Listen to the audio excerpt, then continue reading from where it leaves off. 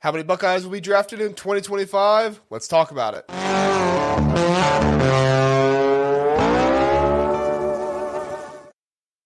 Welcome into the Voice of College Football Ohio State channel. I am joined today by Eric Boggs and Chris Wilds of the OHIO podcast. If you've ever watched, I'm over there as well. Join them on Sunday nights, and we talk all things Ohio State all the time. Football over there. Eric, Chris, how we doing tonight, guys? Doing great. Awesome. All right, great. Hey, we're going to be talking about the 2025 NFL draft because it's never too early to talk about if Ohio State can break a record or not. There was a lot of talk from Michigan fans that they were going to break this record and they were going to, do all this amazing stuff. How many of the draft picks they have, guys? What, 12, 13 or something like that? 13. Yeah. Yeah. Still one short of Ohio State's record of 14, which we held for like 16 years or something like that. It was a long time. Yeah, so I think LSU finally broke it in 2020 after their magical 2019 season, which, we gave them Joe Burrow, so did they really break it? We get half of that, right? Is that what Buckeye fans think? He's half Buckeye, so we get half that one. He spent like half of his career at Ohio State, half at LSU, so. He did graduate from Ohio State, technically, so. Exactly. And he still loves Ohio State, so. Exactly. So here's the thing, guys. Developed here, it's not just a slogan. It is actually real, and I know that Michigan fans like to make fun of it, and that's fine. It's just their coping mechanism. I get it, but let me spit out some stats for you here. Ohio State, like I said, they held the record for 14 draft picks, the most by any team for 16 years until LSU broke it. It is still the third most, no, they tied. Did they tie it or break it? No, I think they broke it at 15, and so it's there. Ohio State has the most first-round draft picks ever at 91. Marvin Harrison Jr. became the 12th wide receiver drafted in the first round for Ohio State, which is first, passing the Tennessee Volunteers. And then Ohio State has the third most NFL draft picks of all time at 489 behind USC and Notre Dame. Eric, wouldn't you agree that Ohio State just deserves to get the record for the most draft picks in one draft? Yeah, why not? Like, you put those statistics, you spit them out. Number 1 first round draft picks, number 3 overall draft picks. We held on to 14 for all those years. It only makes sense at some point that we're going to do that again. You agree, Chris? And when you have, I counted up 7 or 8 guys who would have been drafted this year. Yes. Come back, added to the sophomores who might go as juniors. And that's the key, Eric. You just said it right there. You look at what came back this year. Ohio State has the chance to have a truly prolific draft next year. I mean, there are guys definitely had several that I think could have been second round picks, and a few I think could have slid into the first. Of those guys could have slid into the first. So Totally agree. Well, let's talk about those guys. So what we're going to do here, folks, is we are going to go down the list. I have a list of about 18 players here. We're going to get everybody's opinion. Do we think it's a lock? Do we think it's iffy? Or do we think, no way, get this guy out of your mind. There's no way he gets drafted next year. We're not talking about, are they going to declare to be drafted? We're talking about, are they going to be drafted next year? So, Eric, I'll start you off with a little bit of a lob. Easy one here. Jack Sawyer. Will he be top 5, top 10? That's the question. What kind of year will he have to where does he land in the first round? Yeah, that's a given. Chris? I agree. If he picks up where he left off this past season, he's going to be a first round pick, possibly early. I like it. All right, Eric, JT Tuimoloau. Yeah, he's going to be drafted. I mean, even if he could decide, he could be one season, one play into the season and something happened. He's like, I'm just going to get ready for the draft, and he's still going to get drafted. Yeah, Chris? Might not be first round, but he will get drafted. Yeah, he's no worse than a day 2 draft pick right now. I agree 100%. All right, Eric, Tyliek Williams. Yes, stats are good, frame's good. He's improved every single year. He probably could have been drafted this year. Yeah, I agree. So yeah, 4th round at worst this year. Yeah, I mean he wouldn't have been he probably wouldn't have been a first, a Thursday or Friday, but he would have been drafted early Saturday. So yeah, he's the only question is how much higher can he improve his draft stock this year? So yeah, I think he's going to get drafted. I agree. All right. Right now, we're all 3 locks all the way down the board. All right, so we have some more locks coming up, but just to make it a little bit interesting, and Chris, we'll start with you because we start with Eric on all the other ones. Ty Hamilton. A lot of it's going to depend on what kind of year he has right now. I would say right now he's probably one of those fringe guys who could slide into a late round. If he has a solid year this year, he gets drafted late. All right, Eric, what do you think? I'm going to say iffy, but he does have something, has an advantage. Big brother plays in the NFL. Yes, he does.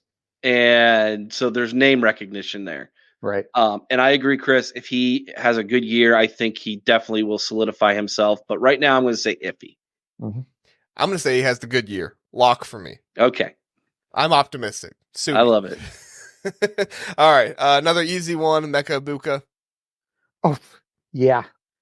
Yeah, Hey. this guy, it's just a matter of how high in the first round. Is it first round or second round, right? No, he'll be first round. It's just a matter of how high. We got to keep our wide receiver streak going in the first round. Let's come on, Emeka. Come on, buddy. Keep that LSU wide receiver U conversation down. We don't want exactly anywhere near that. So, all right. This one might be more about where he gets drafted, but TreVeyon Henderson. Yeah. He's a lock, right? Oh yeah. He would have been drafted this year.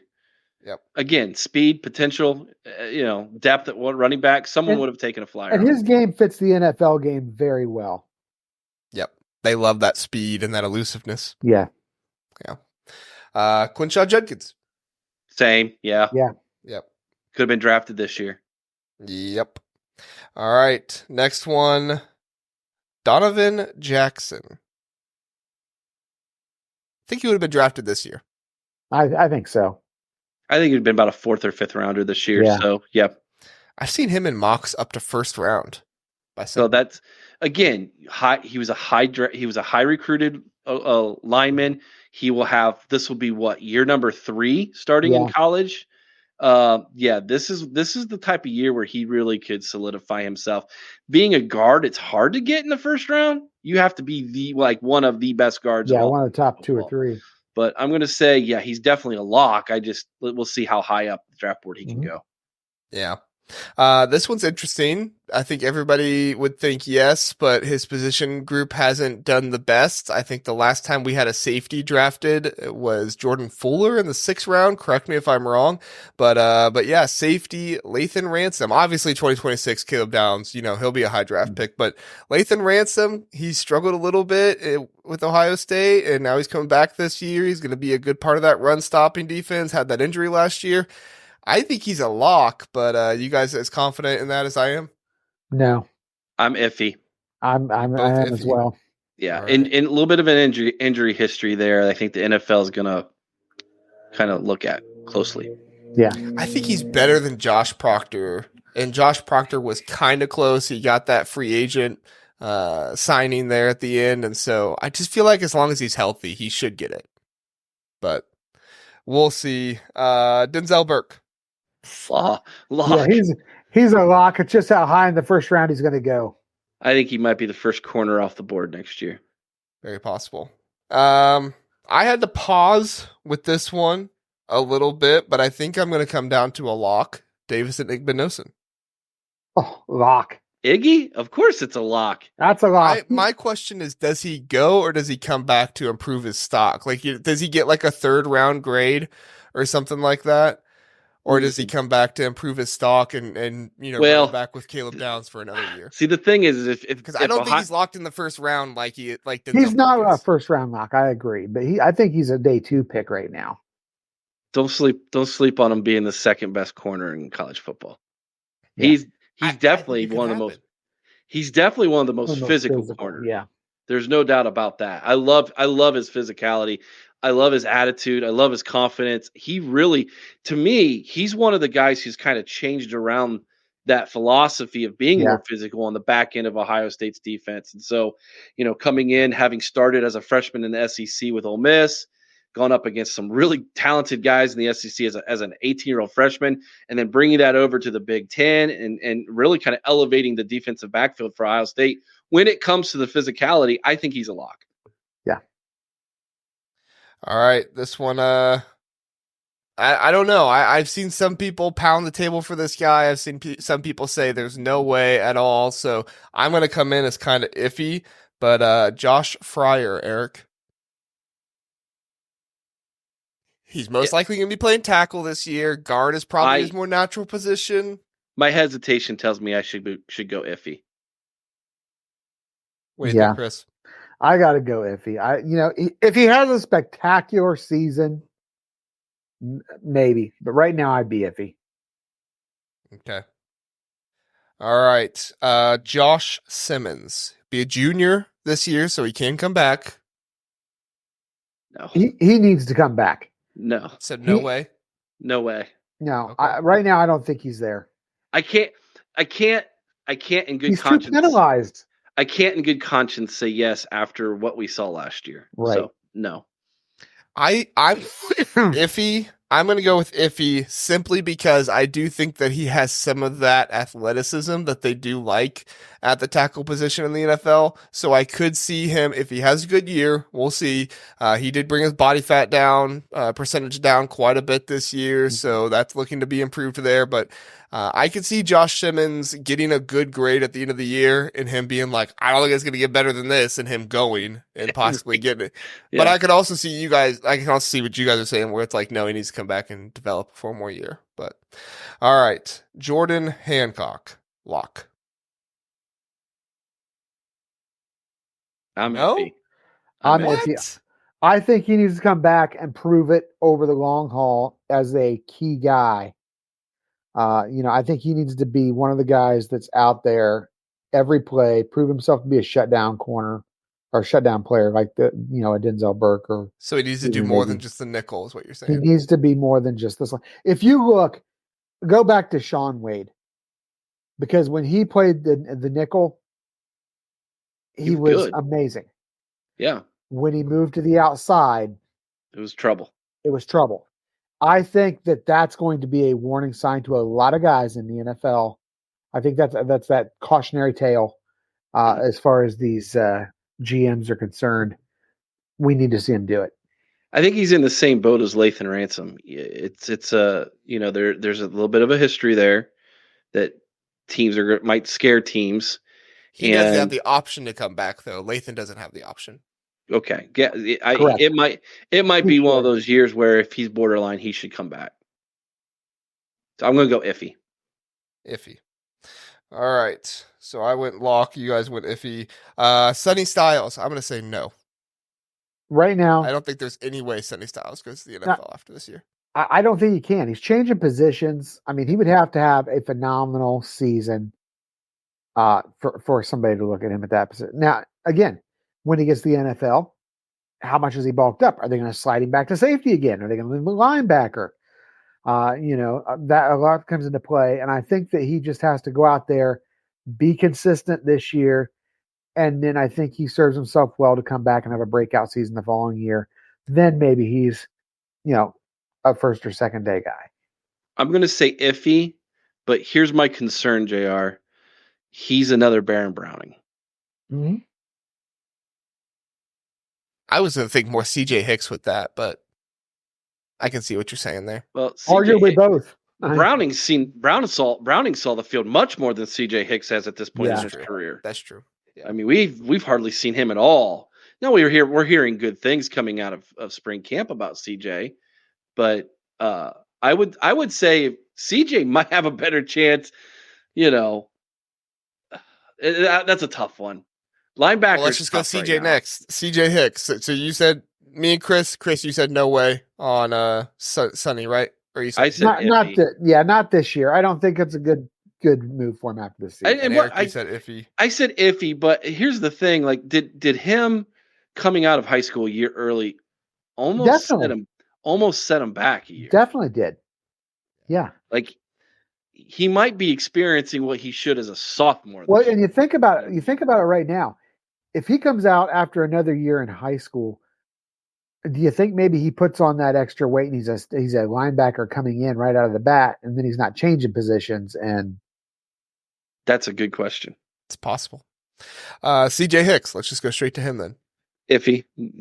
I mean, he's never started yet. I mean, does he have the opportunity? Yeah. He has a really good year. Like, of course. Sure. I'm going to say iffy. I think it's iffy, but I almost lean more lock than I do no way, just because if he is this sensational pass rusher that we kind of see him as, and it's just this kind of one trick, like not one, I'm not saying he's a one trick, but that's kind of what, Jim Knowles does with him, where he just kind of lets him attack and do that. I think you could have some NFL GMs kind of licking their chops and going there. So I think he's more likely to go this year than Sonny Styles. All right. Another one on the offensive line, Seth McLaughlin. I'm going to say iffy. Yeah, I agree. Depending on how he looks this year, I mean, if he has a great season, probably, but you know what? As of right now, all anybody outside of Columbus remembers is what they saw with the fumbles at Alabama last year. Yep. Not necessarily all his fault. No, but there was some exchange issues. He gets half the blame. Ryan Day blamed that more on Jalen Milroe. I mean, I agree. But he kind of said quarterback issues. Sorry, go ahead, Chris. No, I agree. If you watch it, there are times where it looks like maybe there's some cadence issues. It looked like maybe there was some issues where Milrose had, started to pull away before the snap. So I could see there being some issues with the quarterback there. Yeah. All right. Three guys left. And the team up north knew what play they were running. I mean, Yeah. Right. Cody Simon. No way. Okay. I was going to say iffy. Hey, listen. He may come on as a UDFA somewhere, but if Steel Chambers didn't get drafted, what makes you think Cody Simon will? I do think that Cody Simon, he has had experience, and if he is that just like, I don't want to say lockdown, but just that super reliable guy that knows your defense, can play the middle of the field, I think that teams could find that valuable. I don't think that he has the athleticism that Steel Chambers does, so I kind of agree with you guys there, but I'm still going to go with iffy. Call me too positive, but I mean, there's a chance. Here's the question. If he ends up being a poor man Tommy and then gets drafted in the 6th round, possibly, but I mean, I look at him and I look at Steele and I'm like, if Steele didn't get it, I just don't see it. Is he a poor man's Tommy or a poor man's Tough? I would like to think he can run a little better there. Yeah. I think he was more athletic than maybe we sometimes give him credit for, but I don't think he's athletic as Steele, personally, from at least what I saw. Oh no, not even close. Yeah. All right. Big one here. I guess you could say two different guys here, but we'll go with the one just because he's going to be having to go, but Will Howard. I thought about this one today when I knew this was going to be the topic. I'm going to say lock. Me too. I agree. All right. There is a potential that he could have been drafted this year. And if you look how the Berm that he was a 3rd to 5th round grade this year. Yeah, if you look how the draft went this year, I think he might have been drafted. And somebody would have overreached and probably made him higher than that. Possibly. I mean, you tell me, who do you want as your quarterback? Will Howard, who gives you like Josh Allen vibes, or Spencer Rattler? Oh, Will Howard. I mean, I think you would have probably got Will Howard drafted before Spencer Rattler. I want J.J. McCarthy because nobody hands the ball off better than he does. Great point, Chris. And on this year's team, that might be all we need, in all honesty. Run that option, baby. All right, so I think this guy's a pretty easy no way, but you guys tell me, Hero Kanu. No. He is going to be eligible. He might get some time. Yeah, he's going to need a year. He's a little bit buried on the depth chart right now. Yeah, they're talking about he could be that 3rd guy. Maybe if he competes well in fall camp, but yeah, he's not the starter. I love it because he's got one of the coolest names. That's true. So as I count it up, we have 10 locks: Will Howard, Davison Igbinosun, Denzel Burke, those guys, and then we have 4 iffies. That would be Josh Fryar, Jordan Hancock, Seth McLaughlin, and CJ Hicks. So as it stands right now, do we agree there is not a chance that Ohio State is going to break Georgia's 15-player drafted record next year? I'm not going to say there's not a chance, because you can have a guy step up this season. You look at somebody like, let's think of somebody who's going to be a junior this season. You could have, well, no, but I'm thinking, Josh Simmons could have a great season. Josh Fryar could have a great season. But what about G. Scott Jr.? G. Scott Jr.? Jaden Ballard? I'd say, isn't Brandon Ennis actually going to be his third year this year? No, second. No, he's second. Oh, I'm sorry. Yeah. I skipped Lathan Ransom. Lathan Ransom makes it 15 for the iffies. Yeah, no, I agree. I think that if you have just one guy step up and all of these iffy guys, like I said, Lathan Ransom, Seth McLaughlin, CJ Hicks, Jordan Hancock, Josh Fryar, if you see those guys step up and get, all of them get in, you could see a situation where Ohio State could break the record. But that's not a lot of ifs. I mean, you're looking at a situation where Ohio State has to go undefeated or only lose one game and win the national championship. But I would say that's more likely this year than losing 3 games and missing the playoffs. You know what else changes the formula here, or the scenario?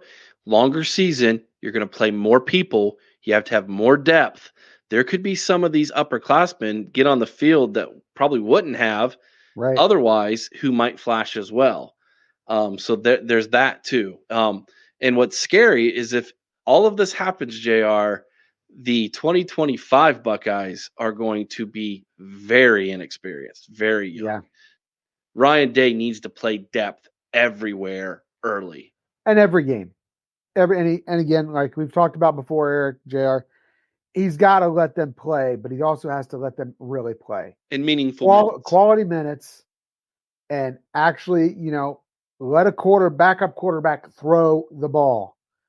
It's not just go out there and do your best JJ imitation. It's actually get out there and throw the ball. Totally agree. Agree. And defensively, make sure they're attacking. Don't just send them out there to play vanilla defense. Let them go out and on the attack. I agree. I think that breaking the record really hangs to the balance of guys like Josh Fryar, Josh Simmons, and Seth McLaughlin. So the O-line, listen, even more. We've been saying it for 2 years now. The success of Ohio State is going to hinge off of the play up front offensively and the quarterback play. Yes. And we're in the same boat in 2024 as we were in 2023, minus the fact we're even better at every other position, including wide receiver. I think we're deeper at wide receiver this year than we were last year, even with Marv. Yeah. You got Egbuka coming back. All those young guys now have had a year of experience. You got Jeremiah Smith, who's basically David Boston reincarnated as a freshman. I'm talking senior David Boston here. So there is no reason to not have those expectations. And the offensive line is more experienced now. Yes. They looked better in spring ball than they did a year ago at this time, way better. And I'm just going to be honest, I have much more confidence in our quarterback position this year. And I know it may be minimal in some people's minds, but I think the way that Chip Kelly schemes is going to have an impact on the performance of the offensive line. I agree. I think that's going to be hurt them though in draft. It's going to help them. It can't hurt them anymore, JR. Well, but did you watch Josh Simmons last year? No, I watched Josh Fryar and how stiff he was, and I could see him trying to be out in the open field, being a blocker, just flopping in front of somebody. And it's Josh Fryar tried. Great job. And I'm not a Josh Fryar hater. Listen, I just don't think he has the athleticism. That's why Josh Fryar is going to be a tackle. Yes. They don't want him pulling as a guard. A guard. Right. That's why they got him at tackle. Wait, did you mean guard or tackle? No, that's why they're not moving him from tackle. They're keeping him at tackle. They don't want him being a pulling guard. You can't do it. You need athleticism to get out there and pull as a guard. So. One more guy I forgot to ask about, because he is technically a redshirt sophomore. I forgot to ask. Is there a crazy world where Carson Hinzman starts at right guard and then gets drafted? He played a full year at center. I What think about this he would have a better chance to get drafted if he was at center than guard. What That about would be 2 years at that position. what about this, guys? Will Howard goes down early. Devin Brown comes in and has a fabulous season. Well, then Will Howard probably wouldn't get drafted. Well, that's true, but I mean, but would he? Yeah. At that point, it's Somebody the take- votes. Let's roll. Yeah. And then it's Julian Sayer next year. All right. Hey, thank you everybody for watching the Voice of College Football. Eric, why don't you tell people where they can find the OHIO podcast? It's real simple. Just go to our website where we have all of our socials. You can find us on YouTube, theohiopodcast.com. All right. Thank you everybody for watching. Appreciate it. Enjoyed it. Have a good one.